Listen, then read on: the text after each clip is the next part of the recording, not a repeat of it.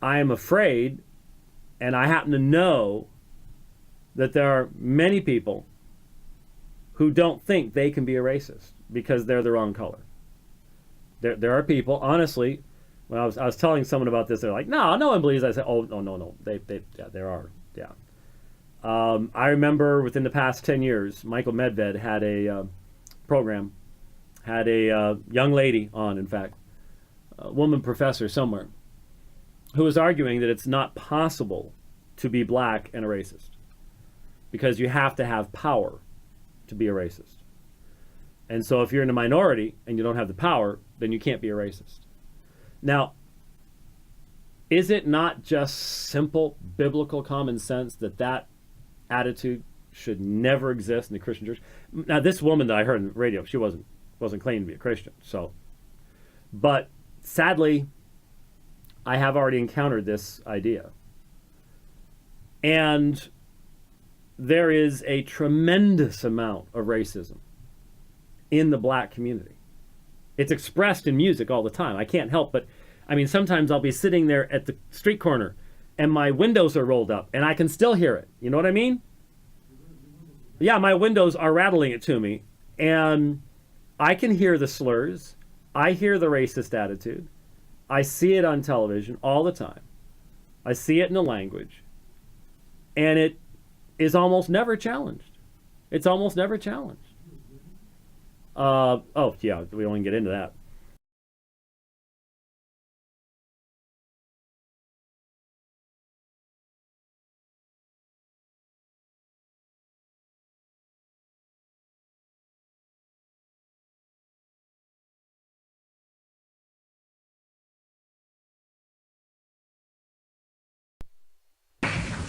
And now is the part where everyone says, is the white guy going to say this word?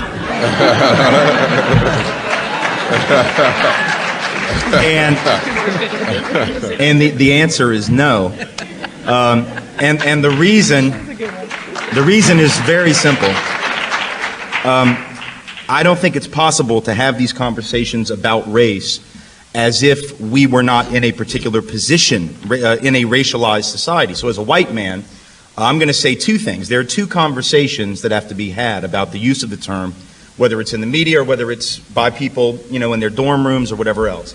There's a conversation that black folks have to have and are having, and it's their conversation. And I am no part of that, nor should I try to be a part of that, nor should I try to influence that, because as a white person, I will not bear the consequences of whatever decision black folks make about when, if, and how to use the word. And I have to trust, unless I'm a racist, and a pretty vicious one at that black folks are smart enough to figure out for themselves when and how and if to use it. The second conversation is the one that I have to engage in as a white person, which is, should I ever use it? And the answer to that is very simple, and it's very obvious to me, and that answer is no. Irrespective of how many nice young white folks I meet every year who say, well, my black friends use it, and Dave Chappelle uses it, why can't I use it?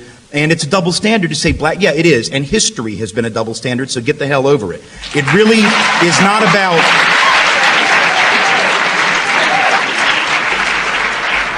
The history of that word in the mouths of white people is not a mixed history. That word, Mark Twain accepted, whose novels unfortunately don't get taught as anti-racist texts by most high school teachers. They've never been trained on how to do that. They just teach it. And in fact, I've worked in school districts where black kids are asked to read it out loud in class and audibilize the word where they're the only black kid in the room and the teacher doesn't even think about what that experience may be like. So it may have been an anti-racist text. I agree it is, and there's a very good anti-racist way to teach it. It ain't being done that way.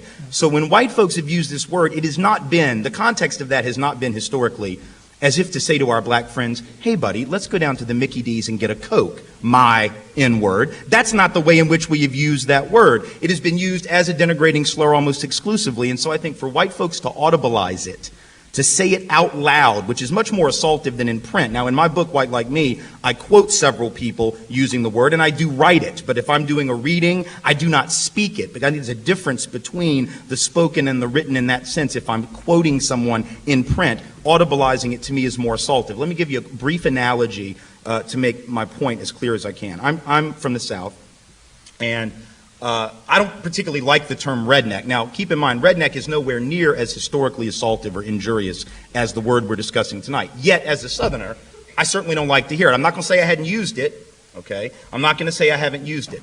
But when I hear that term, let's say, from Jeff Foxworthy, who I don't think is a particularly funny comedian, okay? But he has an entire routine. He built his career doing redneck jokes, 15, 20 minutes of, you might be a redneck if blah, blah, blah, blah, right? Now, when Jeff Foxworthy, who's from the South, and in fact would probably refer to himself as that term, tells 15 minutes of redneck jokes, I don't think it's funny, but I got to be honest. I'm not wounded by that. I don't take that personally because I know that he's not hating on his people, right? I can take it for, there's no attributional ambiguity, like having to figure out what did he mean by that? Does he really hate himself? I can sort of take it for granted that he doesn't. Right? Now, if Jerry Seinfeld gets on stage and does 30 minutes of redneck jokes, we're going to have a problem because he is not in the family. So whether or not Jeff Foxworthy ought to do it, I think he could be funnier without it, but I'm not concerned. As a Jewish person, Jewish comics have made a history of telling Jewish jokes, and I don't think they're very funny, and there's a fine line between, self-deprecation and self-hatred. But it's different hearing a Jewish joke from your Jewish grandfather or seeing it in a church bulletin that comes out on Sunday from your very non-Jewish neighbor. So I think it all goes back to this playground wisdom that we all learn when we're about 8 years old, which is I can talk about my mama, but you sure as hell cannot talk about my mama. And so at some point, whether or not black folks should use the word or a derivation of the word ending in A, that's a black conversation. And white folks and anyone who isn't black, I think, should just basically stay out of that conversation and let black folk deal with it. But we have to recognize that for us, there's a history, there's a context, and it's not our job to help black people reclaim the word. I've heard white folks say that. We're going to help them reclaim the word as a way to fight. Now, if you want to fight racism, march on a police station. If you want to fight racism, march on the school board. If you want to fight racism, fight racism in healthcare, fight racism in housing, march on the bank and protest redlining. Don't worry about using this word to be cute and ironic. It just doesn't work.